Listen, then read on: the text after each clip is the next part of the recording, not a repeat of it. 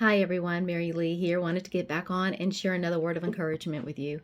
So there was a word that I heard yesterday, and it was a short video that I was listening to Priscilla Shirer. I can't pronounce her name correctly, but I think you know who I'm talking about. And as I was listening to it, it caught my attention. And there's so many videos online, some great videos, some great speakers. There's certain ones that just kind of stand out to me. She's one of them, but because there's so many to listen to, a lot of times I just kind of scroll past some of them because I just feel like I've got too much on my plate to do that I just don't have time. But it was a short, and so I did listen to it. And the word I heard was, "You were not cheated, you were chosen." In fact, she was speaking and giving sharing a testimony of a young woman that she had met at church. And this young woman, I guess, was dealing with some things. And she had, from what I recall, is she had a good career. She had a well-paying job, and she was only in her mid-30s, and she was climbing up the ladder. She had opportunities before her, and it was apparent that she was going to advance if she continued down this course and this direction.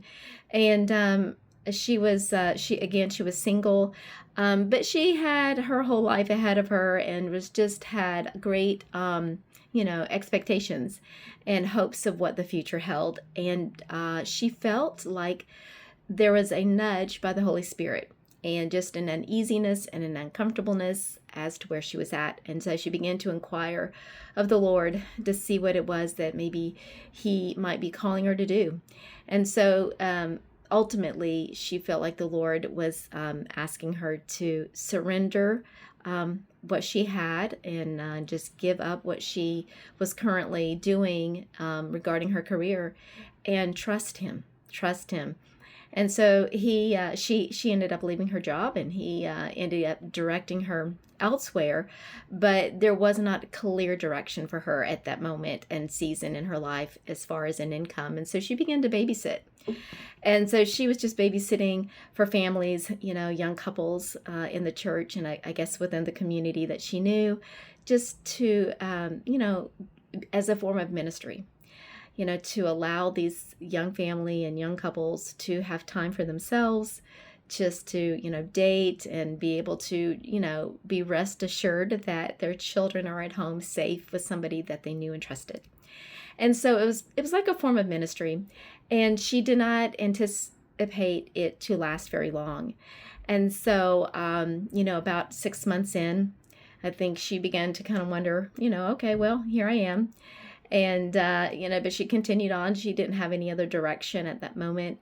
And before you knew it, she had been there not only a year in that season of her life, but then a year turned into a year and a half, and then it turned into 2 years. But then the Lord began to show her how she was impacting and affecting those around her and those that she was helping. And she felt like the Holy Spirit was saying, I see you, and you are making a difference. And she felt like the Lord had whispered to her and said, you were not cheated, you were chosen.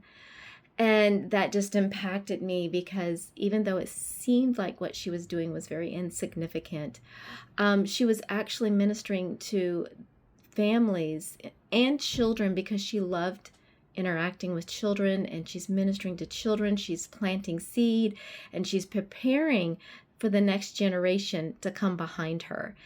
And the Holy Spirit was just highlighting these things to her, how she was impacting these young lives and these families in such a way where she was truly making a difference. And she was reminded by the Holy Spirit that she was not cheated because she was feeling like she was being cheated out. She was kind of like, I think Priscilla put it like this, she was at times evangelically ticked off. So I think I said that correctly. And I couldn't help but laugh because I found myself in that very position where I look around and it's like everything that I've done up until this point, it's like, Lord, I was expecting more. And now God has been faithful, and he has brought a godly man into my life. We've been married a little less than 2 years, and he did finally answer that prayer that I've had for decades. And but here I am in a different season in life, and so it's in a season where you're not starting a family in this season of life. Me and my husband, typically people our age have grandchildren at this point.